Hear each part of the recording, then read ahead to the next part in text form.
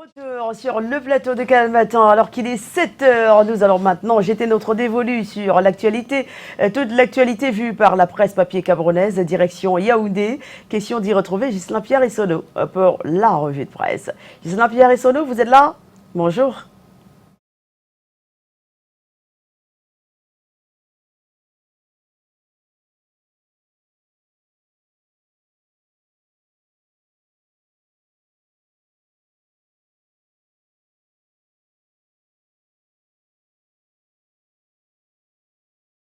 Bien entendu, de permettre à Ghislain Pierre Essonneau de dérouler tout ce qu'il y a comme actualité vue par la presse camerounaise, papier revue de presse qui certainement est d'une importance capitale pour de nombreux téléspectateurs qui nous regardent ce matin. Voilà, on espère que la liaison sera parfaite dans quelques secondes. 7 heures passées de 2 minutes, on s'excuse pour ce petit problème technique, mais ça se résolvera dans quelques instants, donc ne quittez surtout pas. Et retenez une fois de plus que vous aurez dans les coups de 8h30 minutes, comme d'habitude, notre fameuse chanson du cœur. Tout à fait, et ce matin, nous sommes dans le registre Makusa, avec Yumos Calculé de Dédié Ergo et Malinga de Guy Lebet. Alors, vous vous connectez sur notre page Facebook, vous nous dites quel est le titre qui vous a le plus marqué, et justement pourquoi ce titre-là vous a véritablement marqué. À 8h30 minutes, on diffuse le clip choisi par le plus grand nombre de téléspectateurs. Tout à fait. Voilà. Alors, est-ce que tout est rentré dans l'ordre pour cette revue de presse? Je pense que pour le moment, nous allons nous rendre une fois de plus du côté de Yaoundé avec l'appui de tous nos techniciens qui sont en place pour rétablir le signal, pour rétablir le son, c'est parfait. Ghislain Pierre Essonneau, je pense que il est très important de vous dire que c'est avec le cœur enflammé de joie que nous aurons à l'antenne cette fois-ci. Ce sera la bonne.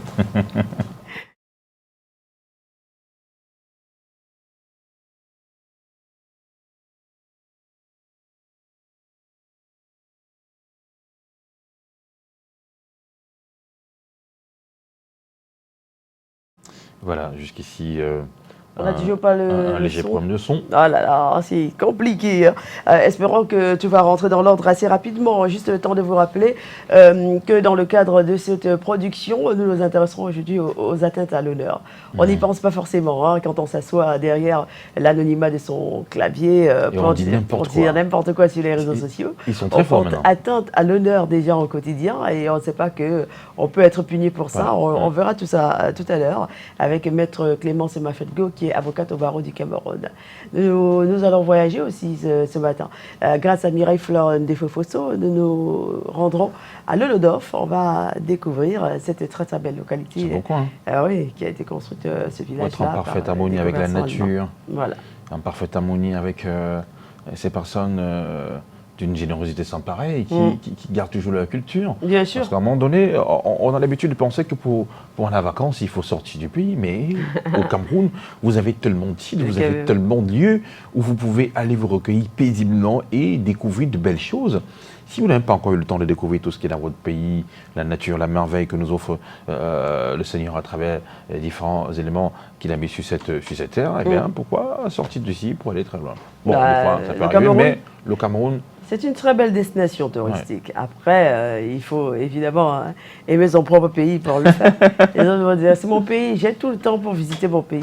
Mais ce n'est pas tous les jours que j'ai l'opportunité de me rendre en Europe ou bien en Asie. Donc, on les comprend aussi un peu.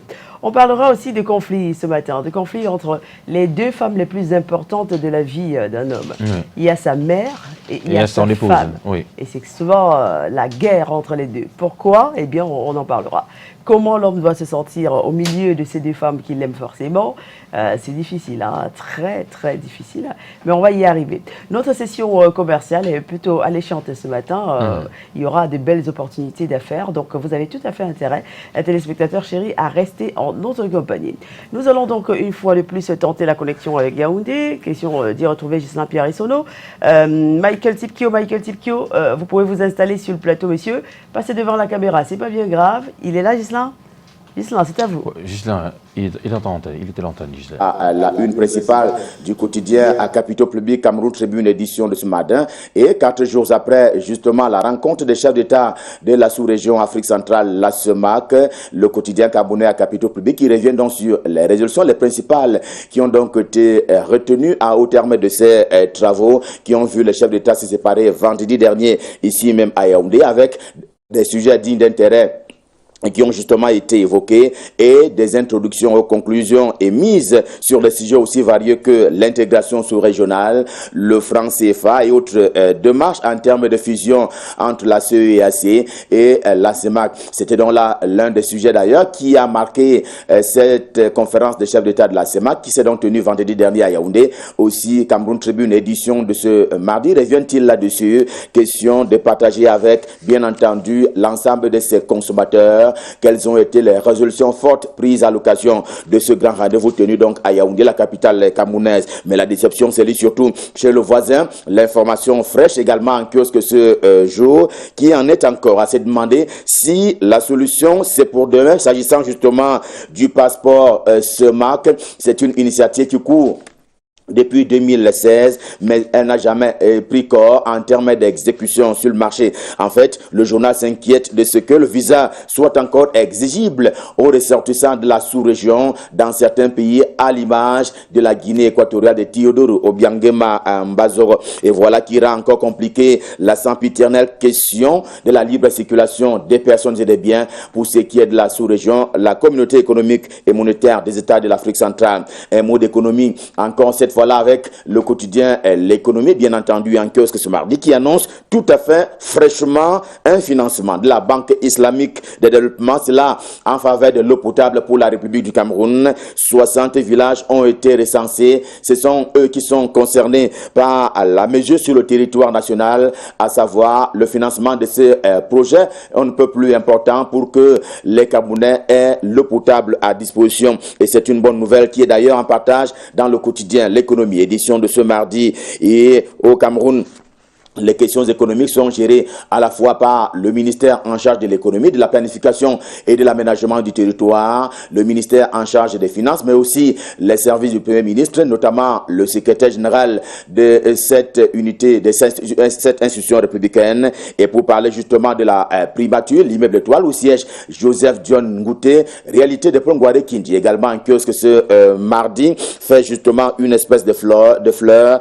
Il nous sert les bons points qui ont jusqu'ici été engrangés, et cela dure depuis bientôt 11 mois maintenant par le locataire de cet endroit, à savoir Joseph John Ngouté, dont le chef de l'État est fier. En tout cas, c'est l'information qui est portée par le journal ce matin, fier de son travail dans les fonds et formes, et les faits sont là, qui parlent, écrit Paul Ngouare Kindi, qui consacre donc une édition à tout le moins spéciale ce matin aux travaux d'Hercule du Premier ministre, chef du gouvernement, Joseph John Ngouté. Et le Premier ministre camerounais qui va avoir fort affaire avec ce Camerounais justement dont on sait qu'il a été victime d'un crash du côté de la République démocratique du Congo. En tout cas, l'information est portée par Mutation ce matin pour parler d'un Camerounais rescapé. Et voilà une annonce qui est faite. Tout le monde a perdu la vie à l'occasion de ce crash, sauf lui, un véritable miraculé, dont le portrait est proposé par le quotidien Mutation. Et puis, à propos des investitures, bien entendu, sur la route des élections couplées en 2020, le 9 février précisément, eh bien, le quotidien Mutation fait dire que la sortie médiatique hier du professeur Maurice Kamto, le président national du MRC, le mouvement pour la renaissance du Cameroun, est ni plus ni moins qu'un coup de théâtre, alors que ces lieutenants, pour parler de ces militants, s'étaient déjà investis dans la perspective de ce scrutin couplé. Eh bien, le président national du MRC a dit capituler au regard de la situation sécuritaire dans le nord-ouest et le sud-ouest camerounais. C'est entre autres l'un des motifs pour lesquels le MRC ne va plus participer à ces élections. Quant au quotidien camerounais d'expression anglaise, The Guardian Post pour ne pas le nommer, eh bien, il n'a fait que boire du petit lait. À propos de cette nouvelle, le journal parle plutôt de boycott du double scrutin du 9 février 2020 et le parti, le MRC, qui accuse le RDPC, le Rassemblement démocratique du peuple camerounais, de confiscation du processus électoral qui n'a pas été précédé d'une espèce de consensus. Le quotidien bleu, le jour du jour, c'est-à-dire le journal d'Aman Mana, évoque aussi toutes ces conditions on ne peut plus préalables qui ont donc manqué à l'appel s'agissant de ces élections à venir. Zéro consensus autour du code électoral, la couleur politique originelle des dirigeants des Elections Cameroun et les Cameroun, ou même la violence structurelle culturel de certains chefs de terre pour parler des sous-préfets justement, dont certains se sont illustrés par le blocage de leur signature s'agissant des documents qui étaient justement destinés à des candidats à la candidature. Voilà autant de faits qui sont recensés ce matin par le quotidien bleu et qui sont ainsi compilés. Question de justifier, c'est pourquoi Maurice Kamto a appelé ses militants et donc ceux de son parti à ne plus participer à l'élection législative et municipale à venir. Le point hebdo, l'hebdomadaire Le Point Hebdo n'y croit pas du tout. Le journal évoque ni plus ni moins qu'un échec en perspective de Maurice Kamto avec son parti politique, le MRC, dans la mesure où par le passé, et le journal qui allait chercher les explications dans le passé de certaines formations politiques.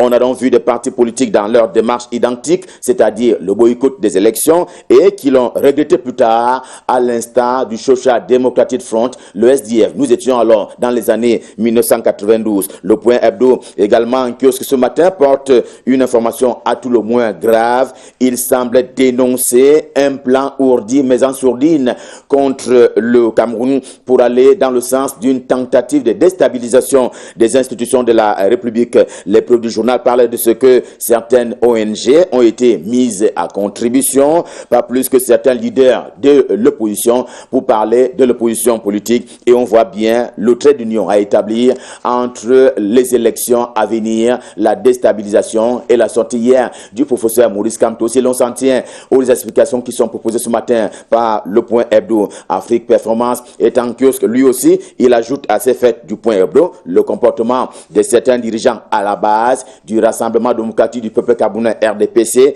qui n'ont fait que défier les directives présidentielles.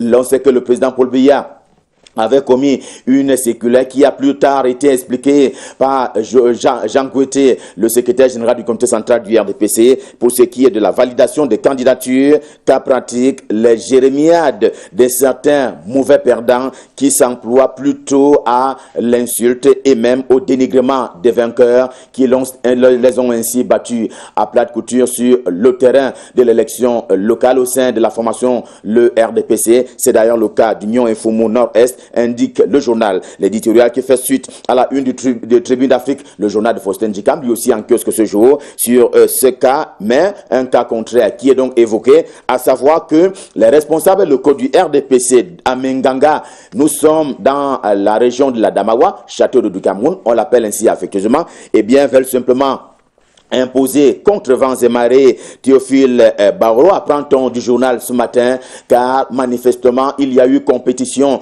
au niveau de la base à Menganga. Les populations, ou du moins les militants du RDPC, auraient préféré que d'autres candidats soient investis, que non. Il y a donc la commission locale en termes justement de recensement et de proposition de candidature est jeté le dévolu plutôt sur Théophile Barreau, car en réalité des hommes et des femmes qui sont soupçonnés de prendre sans qualité l'argent du contribuable camerounais veulent simplement aller séjourner à l'Assemblée nationale à la quête, bien entendu, de ce qu'il est convenu d'appeler l'immunité parlementaire. Dans l'actualité encore, il faut savoir que se déroule à Yaoundé la conférence, la deuxième annuelle des gouverneurs des régions, et le Cameroun en compte 10, en tout cas pour le Tangandji, que le ministre camerounais en charge de l'administration territoriale a fait plier Maurice Kamto. Vous le voyez à la une principale du quotidien Le Soir, ce matin le journal d'Arman Bianda. En filigrane, des mesures avaient été prises pour encadrer les militants prévus par le MRC pour être des moments de contestation.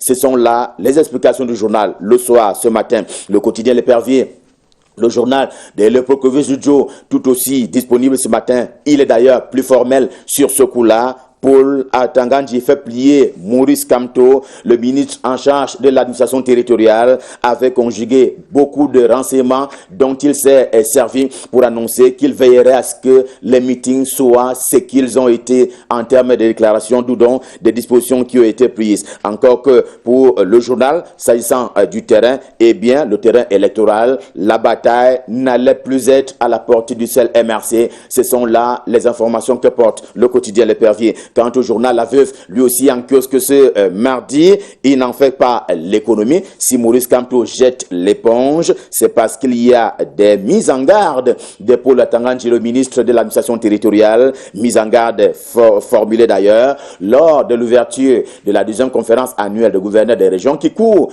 ici même à Yaoundé, la capitale gabounaise. Et d'ailleurs, cette conférence table non seulement sur la matière électorale pour ce qui est de février 2020, mais également pour ce qui est de la sécurité des hommes et des biens au niveau des fêtes de fin d'année qui se profilent d'ailleurs à l'horizon. Le journal L'Orphelin est en kiosque. Il va lui aussi dans le même sens de la sécurisation des hommes et des biens. Maintenant que Maurice Kamto a simplement reculé, mieux capitulé, eh bien, la guerre aura lieu entre lui et ses militants du MRC qui avaient déjà dressé leurs lits électoraux et leur avenir politique et pour lesquels ils se sont simplement investis. Et voilà une guerre qui est donc annoncée par le journal L'Orphelin en kiosque ce matin, au même titre que toutes les autres parutions auxquelles nous avons fait allusion à l'occasion de la revue de presse Made in Yaoundé. Le cœur enflammé de joie, nous vous avons servi. On prend rendez-vous pour demain quand il sera 7 heures pour le même exercice. D'ici à là, restez en compagnie des programmes de Canada International. Et d'ailleurs, la revue de presse est poursuivie du côté de Douala.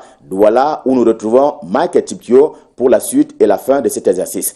Bonjour Michael, c'est à vous à Douala.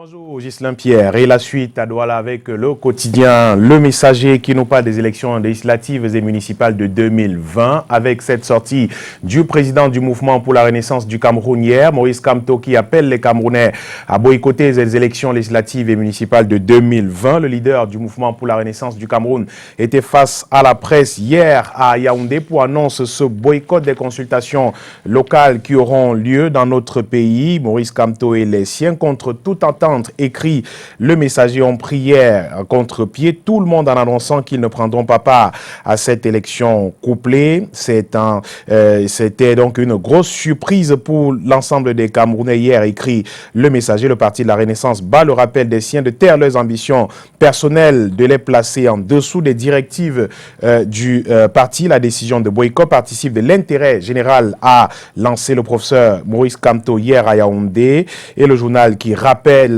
comme raison qui ont milité à la prise de cette décision l'actualité et la situation générale dans le pays et particulièrement dans les régions du nord-ouest et du sud-ouest du Cameroun. Maurice Kamto se dit convaincu que c'est donné le message, que c'est donné justement là, le message selon lequel les populations du nord-ouest et du sud-ouest ne sont pas des Camerounais, que d'organiser les élections dans ces deux régions dans la situation actuelle. Et ce faisant, on consacrera justement à la partition du Cameroun. L'autre motivation est fondée sur le refus de Yaoundé de reformer de manière consensuelle le système électoral dans notre pays. Maurice Kamto qui a cité de nombreuses raisons, d'ailleurs relayées par le quotidien Le Messager ce jour pour expliquer cette sortie ou alors ce boycott de des élections législatives et municipales par le parti, le mouvement pour la renaissance du Cameroun. Et dans un décryptage proposé par Le Messager, ce jour, on nous parle des 4 fondements juridiques du boycott du MRC. C'est donc à lire en page 3 du quotidien Le Messager aujourd'hui. Et le RDPC fait également l'actualité dans Le Messager aujourd'hui en page 4. Le journal qui nous reparle des manigances du RDPC dans le département du Vouri. Et un homme est pointé du doigt ce jour. Il s'agit du délégué du gouvernement auprès de la communauté urbaine de Douala, qui est le président de la commission départementale de présélection des candidats pour le compte du parti du Flambeau Ardent dans le département du Vouri-Est, à Vouri-Est justement, qui n'a pas cru devoir respecter les dispositions du président national du RDPC, du besoin de modernité à la résistance des caciques en passant par des règlements de compte. Tout y est passé lors des opérations de présélection des candidats de ce parti aux prochaines élections cumulées de février 2020. Et aussi surprenant que cela puisse paraître, certains membres des commissions se sont substitués à la loi en imposant leurs propres règles, constate donc Le journal Le Messager en kiosque aujourd'hui qui parle également de marchandage, de corruption et bien d'autres qui ont été au menu de la désignation des candidats pour cette élection, pour ces élections législatives et municipales. Le journal parle aussi de litige foncier dans le département du Vouri avec le préfet du département qui vient d'ordonner l'arrêt des travaux entrepris par des tiers sur les sites querellés de Ngoma PK21, objet d'une bataille foncière entre les pionniers et certains propriétaires de terrain dans cette localité de la ville de Douala, nouvellement installé dans ses fonctions après le départ de son prédécesseur. Benjamin Boutoura donc pris son bâton de commandement sans coup féri et monté au créneau dans l'optique de préserver la paix sociale menacée par des querelles sur des terrains dans cette partie de la ville de Douala. Et le journal qui note que c'est au quartier, au lieu dit Ngoma PK21, qu'une rude et permanente bataille foncière met aux prises des pionniers aux propriétaires des terres. Les sites querellés sont au cœur justement du climat délétère qui prévaut dans cette localité. Et comme exemple, le journal nous parle de trois affaires qui ont d'ailleurs été déjà enrôlées en justice et des procès ont eu lieu, des verdicts ont été rendus, mais les responsables ne comptent pas respecter les décisions de justice. C'est ainsi que le préfet est donc sorti pour appeler au respect de ces décisions de justice. Le journal qui note et prend cas de figure dans une affaire, deux affaires d'ailleurs, portant sur escroquerie foncière, atteinte à la propriété foncière et domaniale, menace dans lesquels le nommé Eloka Manfred et bien d'autres ont été condamnés en juillet 2018, déclarés coupables d'atteinte à la propriété foncière, menace sous condition.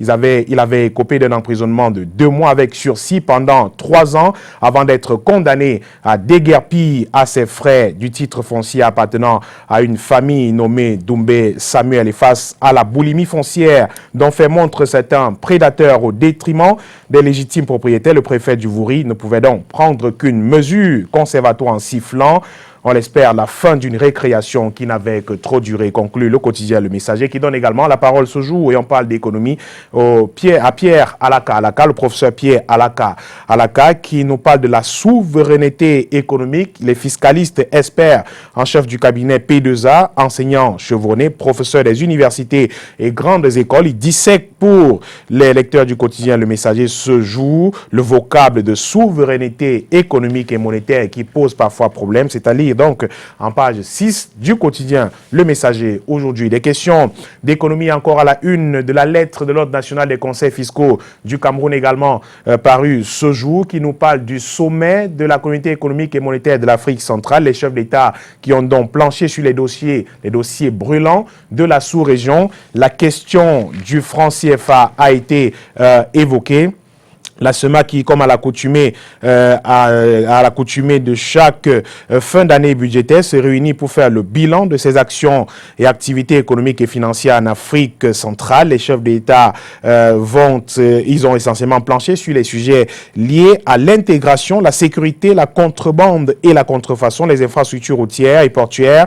L'intérêt de tous ces sujets d'ordre économique n'est donc plus à démontrer, outre mesure si on s'en tient à la courbe de croissance de ces pays producteurs de pétrole exposés aux appétits des puissances prédatrices du globe. Le journal qui évoque également des questions de terrorisme qui peuvent freiner l'économie. La question du franc CFA qui a également été évoquée à ce sommet des chefs d'État de la CEMAC. Le journal qui nous fait un compte rendu de ce sommet qui s'est donc tenu la semaine dernière à Yaoundé. La lettre de l'Ordre national des conseils fiscaux du Cameroun qui nous parle également, et c'est un document pédagogique comme à son habitude, la suppression de la TVA sur les contrats d'assurance et les commissions d'assurance vie et maladie. Que faut-il comprendre de ce document? C'est donc à lire en page 4 de ce journal, et l'éditorial de Jacques Bounan, président de l'Ordre national des conseils fiscaux du Cameroun, par ailleurs directeur de la publication de la lettre de l'ONCFC, s'attelle ce jour à l'incendie de la Sonara. C'est un choc pour l'économie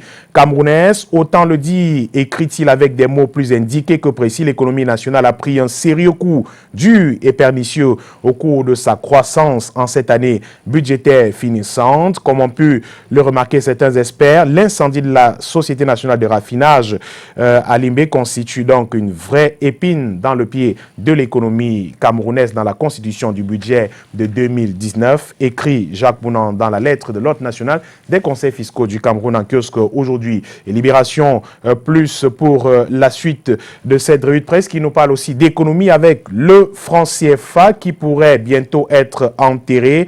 Le journal s'appuie sur ce 15e sommet extraordinaire des chefs d'État de la CEMAC tenu il y a quelques jours à Yaoundé. C'est l'une des 16 résolutions d'ailleurs prises au terme de cette conférence extraordinaire des chefs d'État et de gouvernement tenue à Yaoundé. La BEAC et la commission de la CEMAC sont chargés de proposer dans les délais raisonnables un schéma approprié conduisant à la création de la monnaie commune en zone CEMAC, conclut le journal Libération Plus. La suite avec le héros national également en kiosque aujourd'hui qui nous parle des questions liées à la politique avec ses soupçons de fraude à l'investiture des candidats du Rassemblement démocratique du peuple camerounais pour des élections législatives et municipales à venir. Le journal qui nous parle de ces clarifications de Sylvestre Gouchingué, accusé de corruption. Le président de la commission départementale du RDPC s'explique d'ailleurs dans le journal Les Colonnes, du journal Le Héros National ce jour. Selon lui, les raisons sont ailleurs. La plainte adressée au service de sécurité de la région de l'Ouest ainsi qu'au chef de la délégation permanente du comité central du RDPC de la région de l'Ouest met en relief des allégations de corruption imputées au chef de la délégation départementale du RDPC dans le département de la MIFI s'explique et l'on retient de cet entretien qui n'en est rien. Il s'agit simplement de manœuvres pour déstabiliser l'homme, écrit le journal Le Héros National, et toujours en politique avec Forum Libre qui nous parle toujours de ces investitures qui font des mécontents au sein du Rassemblement démocratique du peuple camerounais. Cette fois-ci dans le Mbéré, c'est dans la région de l'Adamawa. Un homme accusé également de semer la pagaille dans cette localité, chargé de mission de la commission régionale de l'Adamawa pour les législatives de février 2020. L'homme, et puis lui ayant chargé de mission à la commission départementale du Mbéré, tous deux fils de l'ethnie Gwaya se sont donnés pour mission de tripatouiller le collège électoral, écrit le journal, en faveur de leurs proches parents. L'honorable Barreau Théophile, puisqu'il s'agit de lui ayant atteint la retraite parlementaire au mépris total de la circulaire de la hiérarchie du parti et à la grande colère des militants qui prônent un vote sanction. C'est donc une autre colère enregistrée dans ces investitures au sein du RDPC. Cette colère cache également celle de Sa Majesté Parfait Godokwan, lui qui dit avoir été choisi par la base comme tête de liste du RDPC pour les législatives dans le département d'Union Ekele. Il prévient d'ailleurs des manœuvres auraient été en cours depuis hier, allant dans le sens de retirer son nom de la liste des candidats investis pour ces législatives dans l'Union Ekele. Également, Malise Douala Bell, députée à l'Assemblée nationale, écartée également, dit-elle, arbitrairement des investitures à Vouri Centre. Le journal Forum Libre qui nous relaie dans ce jour ces colères justement des militants du Rassemblement démocratique du peuple camerounais qui estiment avoir été lésés en violation totale des directives contenues dans la circulaire du président national du Rassemblement démocratique du peuple camerounais. Merci beaucoup, Michael Tubikio, pour cette revue de presse. C'est passé de 29 minutes. On vous retrouve demain à la même heure, quand il est exactement dans les coups des 7 heures, pour une autre revue de presse. Ce sera avec le même plaisir, monsieur. Merci beaucoup. Revue de presse bien appréciée, surtout très attendue du côté de Yaoundé, à la police judiciaire. Là-bas, ils sont très nombreux qui nous regardent ce matin. L'officier de police principal, monsieur Jean-Philippe Mekongo, monsieur Jean-Philippe Mekolo, Chifenjoum, à la police judiciaire du côté de Yaoundé. Vous avez le bon jeu de Canal Matin. Joyeux anniversaire, oui, à une princesse, la princesse Bafon, comme elle se fait appeler, la belle Lima. Vous avez un nom de plus ce matin, Lima. Joyeux anniversaire, la princesse Bafong.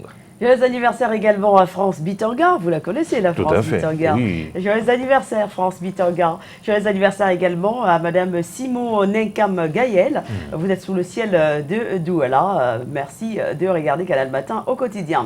Tout de suite, une page de pub et on se reprend tout juste derrière.